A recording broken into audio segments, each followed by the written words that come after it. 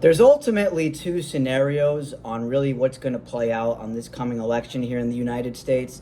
One is Kamala Harris is going to win and be the president of the United States, or two, Joe Biden is going to go down as in history as the last president of the United States.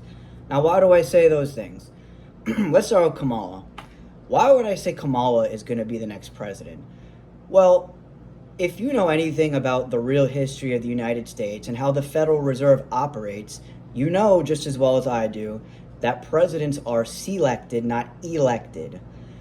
Why would the powers that be want to put Kamala as president? Well, this is going to cause the Republicans to go absolutely insane. They will go berserk if they see Kamala become president. Because let's be real, the majority of Americans right now are probably going to vote for Trump. If voting and all that stuff was a legit thing, Trump would probably be the winner. But because your votes never counted, especially since the Federal Reserve came in here in 1913, they need to give you an illusion that, you choose who the presidents are. That way you get mad at each other instead of at the politicians and the people actually causing chaos.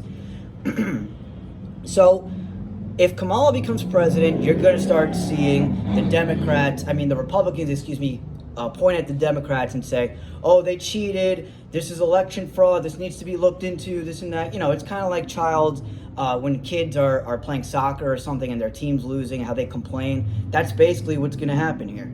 And the conservatives are going to demand change. They're probably going to actually go on the street and start demanding change and demand that Kamala gets overthrown or something. Because the reason I'm saying this is because if Kamala is president, that means that it's going to cause a whole lot of chaos in the United States. A whole lot of people just fed up, people who have had it with the past 4 years. Because let's be real, we're all getting priced out here. We're getting to a point where a person who's been working for 60 years of their life still can't even make ends meet just because of inflation and stuff like that, the devaluation of the US dollar. So let's go with the second scenario now. If Biden is the last president, the last official president of the United States, that means there's not going to be an election. That means something is going to happen before the election to where there's not going to be one. It's going to get canceled.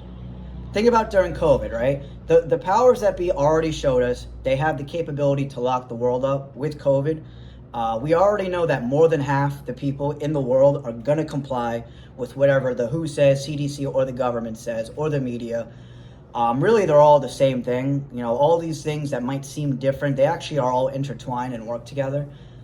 So what could happen before the election? Well, maybe Trump actually gets assassinated. Maybe there's a cyber attack, some sort of terrorist attack, some sort of weather emergency, some sort of pandemic that happens. I don't know. There's really all sorts of avenues the powers that be could go on. They could just collapse the dollar and America's already finished right there. The United States, as we once knew it, is over. It's finished. We all know the American dream no longer exists. It's now the American nightmare.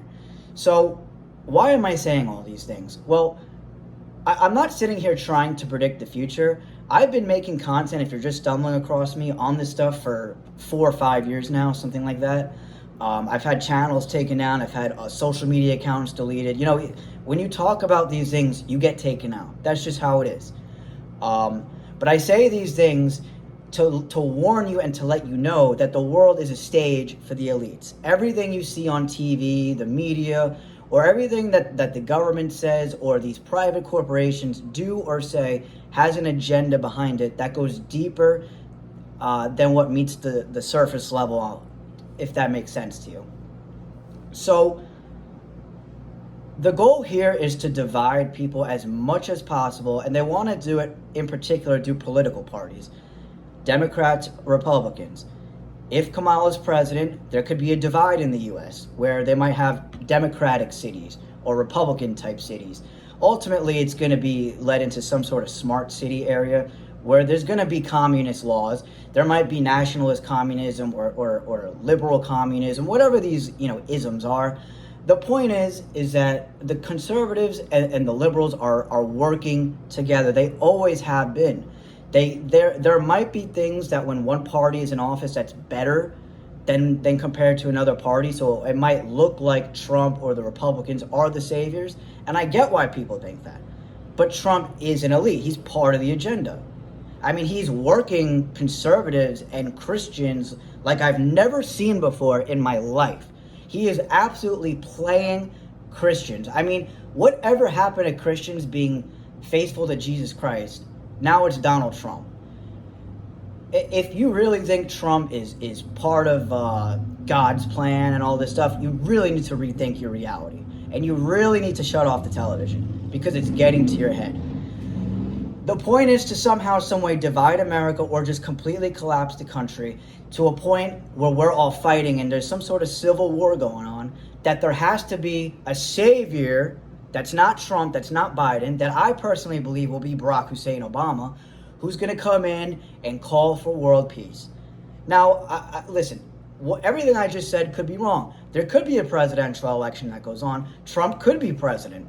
But you got to understand, if Trump is going to be president, he's going to be doing things that aren't very conservative-like, Republican-like, because we're at a point in time where Trump could literally replicate the liberals, and the conservatives won't say boo. They'll still go along with it because they love Trump. They have fallen victims to idol worship. That's the real issue here. So anyway, I hope I said something to make you think a little bit. I want to know what you guys think. Please leave some comments below and have a great day.